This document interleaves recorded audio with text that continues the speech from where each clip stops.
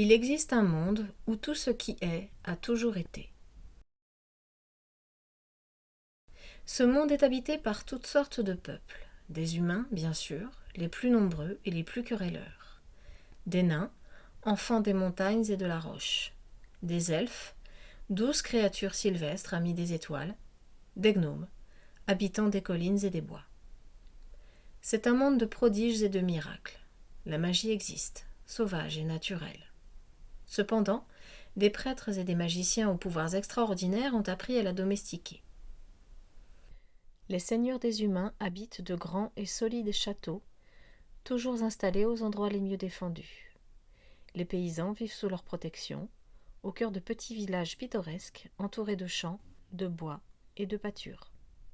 Les humains construisent aussi de vastes villes et cités entourées de remparts et de hautes tours, car le monde est très dangereux.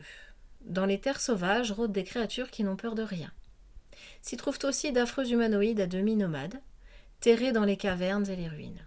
Ils sont esclavagistes, anthropophages, brutaux et cruels. Au hasard des routes, les mortels doivent tour à tour batailler ou négocier avec démons, morts-vivants et toutes sortes d'abominations maléfiques, froides et impitoyables. Enfin viennent les plus dangereuses de toutes les bêtes, les grands dragons qui brûlent, dévorent et pillent. C'est un monde d'aventures périlleuses, de quêtes légendaires et d'histoires incroyables. On croise des humains absolument partout. C'est certainement la population la plus nombreuse, mais aussi la plus chamarrée. À cause de la magie, un bébé humain qui naît ressemble un peu à ses parents, mais il peut être de n'importe quelle couleur de peau, de cheveux, d'yeux, tout est mélangé. Alors forcément, les gens sont habitués aux différences et volontiers accueillants et ouverts. Le plus souvent, ce sont les humains qui sont à la tête des cités et des royaumes. Eux encore qui dirigent les plus grands temples et les académies de magie les plus renommées. Habituellement, les humains partent à l'aventure parce que c'est leur métier ou leur devoir. Les nains vivent presque tous dans les montagnes, au cœur de forteresses à demi enfouies dans la roche. Ils élèvent de grandes chèvres aux poils longs et creusent des mines et des galeries à la recherche de fer, de métaux précieux et de gemmes. Les nains sont très connus pour la rigueur et la précision de leurs artisans. Les plus célèbres descendent parfois travailler dans les villes humaines pour faire fortune. Les nains partent à l'aventure quand ils sont encore jeunes, pour voir le monde au prétexte de visiter de lointains cousins. Timides, peu nombreux, les elfes vagabondent librement au cœur des plus vieilles forêts du monde et sur les bordures des terres sauvages. C'est un peuple nomade, mais ils possèdent quelques rares et anciennes cités, comme des grands palais bien cachés qu'ils appellent dernières maisons. Les elfes élèvent des grands chats très intelligents et parfois un peu magiques. Certains elfes savent parler aux oiseaux et presque tous connaissent les noms et les usages des plantes magiques. La musique et la poésie elfique sont très appréciées et ils sont partout très bien accueillis.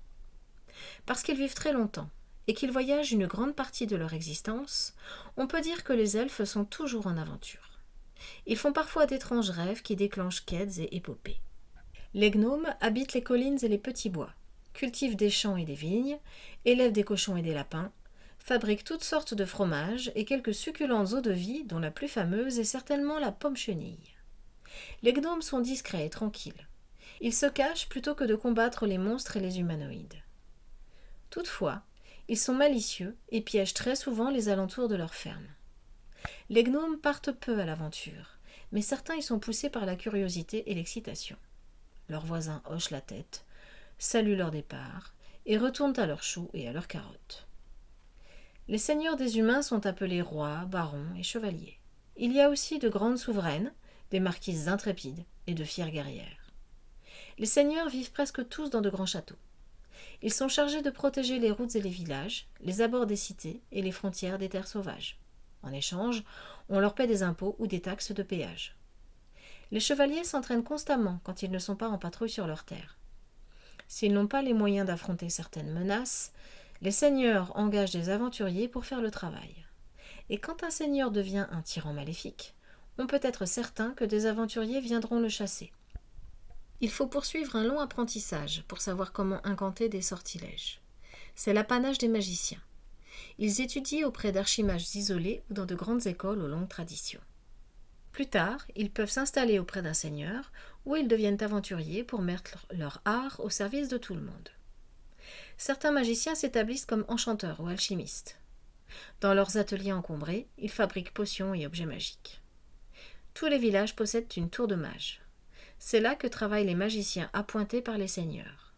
Ils protègent la communauté, aident les uns et les autres et surtout, ils font la classe, tous les matins, au garnement du voisinage. On trouve des temples et des sanctuaires au hasard des routes et des communautés.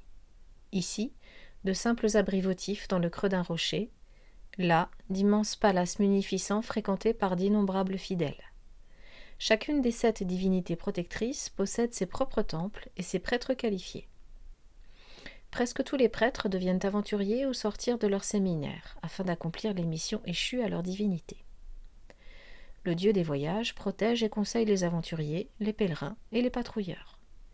La déesse des batailles, gardienne du bouclier des dieux, est la patronne des chevaliers et des guerriers. Le dieu du savoir est aussi le gardien des lois et le juge de paix. La déesse de la vie, patronne des paysans et des médecins, règne sur les champs et les maisons. Sa sœur, la déesse de la mort, est aussi la protectrice des enfants et des fous. Le dieu de la chance protège aussi bien les marchands que les voleurs. C'est également le patron des villes et des cités. La déesse de la magie est discrète et retirée. Ses prêtres sont peu nombreux, souvent anonymes, et ses temples bien cachés. Il existe aussi 3 divinités maléfiques. En dehors des terres sauvages, leurs temples sont toujours parfaitement dissimulés. La déesse du sauvage est la divinité abominable et affamée des humanoïdes monstrueux. La déesse de la nuit est la mère des morts vivants et la patronne des sorciers maléfiques, depuis toujours en guerre contre la déesse de la magie. Le dieu du meurtre est un dieu complètement fou et imprévisible, tout comme le sont ses prêtres. Les commanderies sont des temples un peu particuliers qui accueillent les ordres combattants de certaines divinités. C'est là que s'entraînent et se réunissent les paladins entre 2 quêtes aventureuses. Dans les villes et les cités, on croise parfois des fiers à bras au regard provocateur. Ce sont des membres de la guilde des voleurs. Ils surveillent les rues et protègent les autres voleurs, ce que personne ne voit.